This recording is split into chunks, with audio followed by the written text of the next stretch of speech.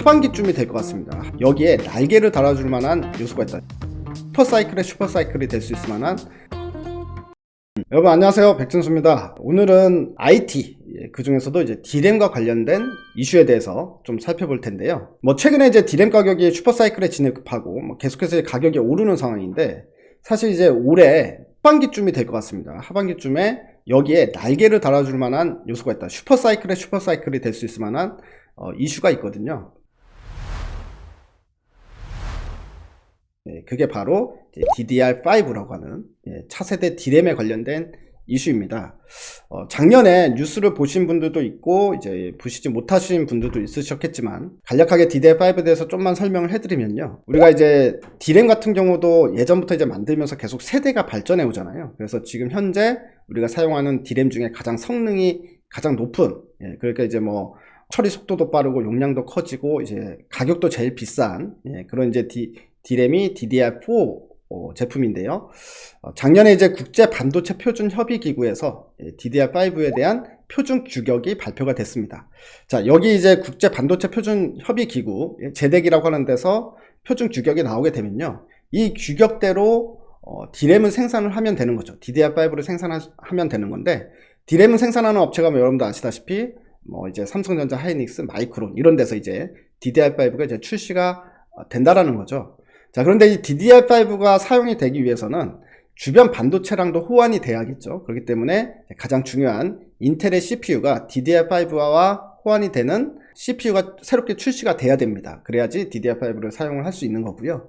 지금 현재 인텔이 표준 규격 나온 이후부터 이 CPU를 지금 현재 개발 중에 있고, 인텔 CPU가 나오게 되면 바로 이제 DDR5 시대가 시작된다라고 생각하시면 됩니다. 자, DDR5는 이제 당연히 성능이 훨씬 지금의 D램보다 성능이 좋아지겠죠. 어느 정도 좋아지는지 먼저 설명드리면 이렇게 보면 됩니다. 지금 현재 DDR4 대비해서 2배 이상 빠른 처리 속도를 성능을 자랑한다라고 이야기가 나오고 있죠. 향후 데이터 전송 속도가 7200MB로 확장될 전망이다 라고 이야기가 나오고 있는데, 제품이 나오게 되면 DDR4의 처리 속도의 2배 정도다.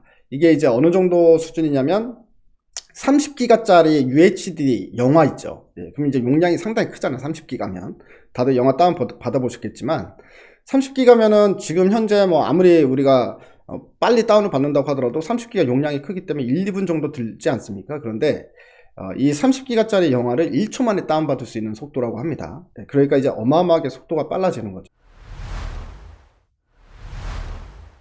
더 핫해지는 이유가 뭐냐면, 바로 이제 전력 소비량이 오히려 DDR4에 비해서 훨씬 감소가 된대요.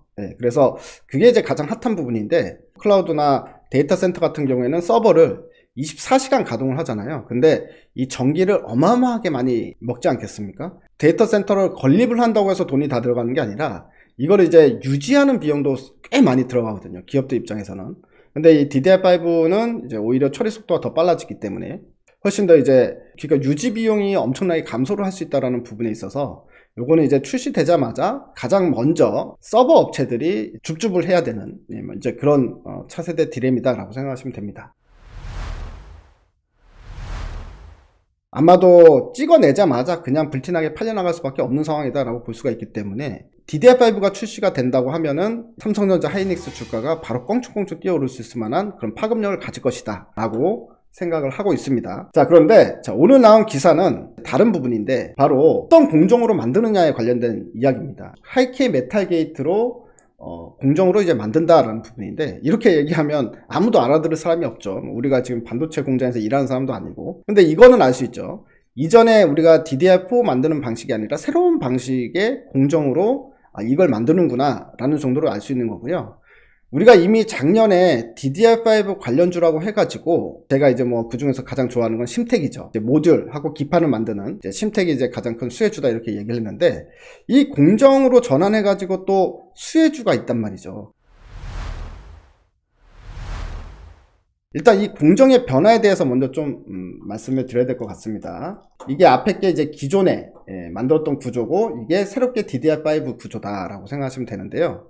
기존에는 D램 절연막에 폴리실리콘 옥시나이트 라이드라는 물질을 여기다 놓고요, 그 위에 폴리실리콘을 사용을 해왔습니다. 근데 이제 원래는 이제 메탈, 절연인 이제 메탈이 들어가야 되는 부분인데, 사실 이제 폴리실리콘이 메탈의 역할을 해주거든요. 녹는점이 낮기 때문에 오히려 이제 폴리실리콘을 사용하는 게 더 편하다라고 해서 폴리실리콘을 사용을 해왔었던 거죠. 근데 이게 더 미세 공정으로 들어가야 되는 거잖아요. DDR5는 소자가 점점 미세해지는데 이 또 소자가 점점 미세해지면 폴리실리콘이 약점으로 작용이 돼요. 그래서 한계를 가지는 거죠, 폴리실리콘은. 그래서 결국엔 다시 메탈을 써야 되는데, 여기서 이제 중요한 부분이 이겁니다. 이 메탈을 쓰기 위해서 여기에 폴리실리콘 옥시나이드 대신에, 그러니까 P사이온이라고 얘기할게요. P사이온 대신에 하이케이라는 제품을 사용한다는 겁니다. 그래서 이 하이케이 게이트는 하이케이 물질과 함께 사용하기 적합한 메탈 게이트로 변경된다. 즉, 이 미세한 입자를 불량률을 낮추기 위해서 결국엔 다시 메탈로 돌아오는 거고, 거기에 하이케이를 사용한다는 거죠. 여기에 이제 바로 수혜주가 딱 떠오르는 게 생긴다는 겁니다. 제가 얘기했을 때는 바로 그게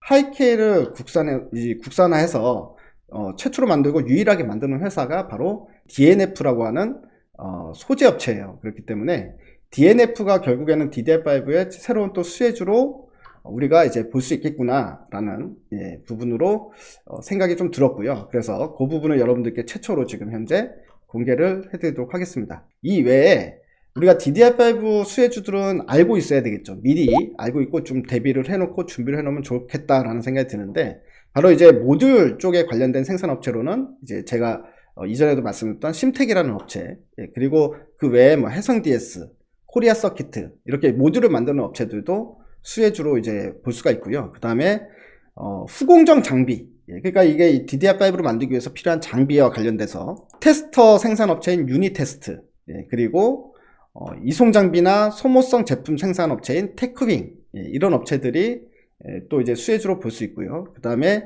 칩 사이즈가 변화가 돼요. 칩 사이즈가 이제 이전에 DDR4에서 이제 DDR5는 칩이 크기가 변화가 됩니다. 그래서 여기에 관련돼 가지고 후공정 소켓 생산업체인 ISC, 이런 업체들이 결국에 이제 수혜가 전망이 되고 있는 업체들이다. 여기에 하이케이 물질을 만들고 있는 DNF도 수혜주로 새롭게 이제 편입해서 볼 수 있겠구나라는 관점에서 말씀을 드렸습니다.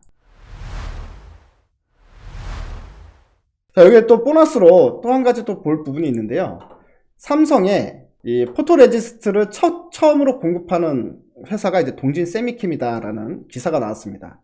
여러분도 아시다시피 화이트리스트 때문에 일본에서 우리나라의 포토레지스트 그 공급을 중단을 했죠. 그러면서 이제 그때부터 국내 이제 소부장 키운다 막 이런 얘기 나왔지 않습니까? 그래서 이제 국산화에 열을 올리고 있는 상황이었는데, 동진 세미컴이 드디어 삼성전자에 불화아르곤 포토레지스트 공급에 성공했다라는 기사가 나왔습니다. 2019년 7월 달에 일본에서 수출 규제 이후에 이뤄진 값진 반도체 소재 국산화 사례다. 그래서 동진세미캠이 계속해서 화이트리스트 관련 포트폴리오를 지속해서 늘려나가면서 국산화에 계속해서 앞으로 나가겠다라는 부분인데요.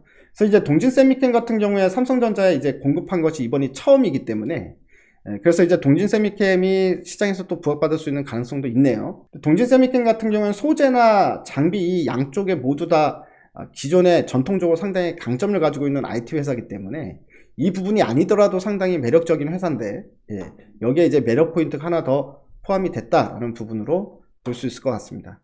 일단 오늘은 이 D램 쪽과 관련돼 가지고 새로운 이제 봐야 될 종목이 하나 생긴 것 같아서 그거와 관련돼서 좀 이야기를 해드렸고요. 또 이제 뭐 섹터나 종목에 관련돼서 또 재미난 이야기가 나오면 한번 또 이야기를 나누는 시간을 가져보도록 하겠습니다. 감사합니다. 내일 또 뵙겠습니다.